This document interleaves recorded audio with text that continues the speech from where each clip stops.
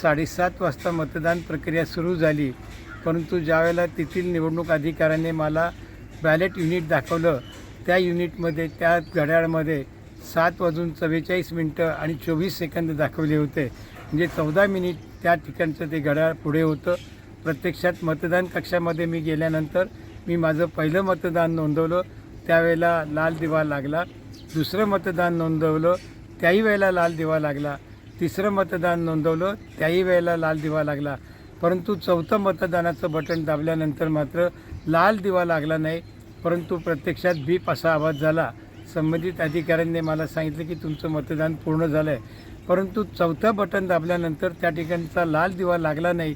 त्यामुळे माझ्या मनामध्ये शंका निर्माण झाली की माझं मत नोंदविलं आहे की नाही. म्हणून त्या ठिकाणी त्या अधिकाऱ्यांना मी स्पष्टीकरण मागितलं, परंतु त्या ठिकाणी असलेले अधिकारी समाधानकारक स्पष्टीकरण देऊ शकले नाही.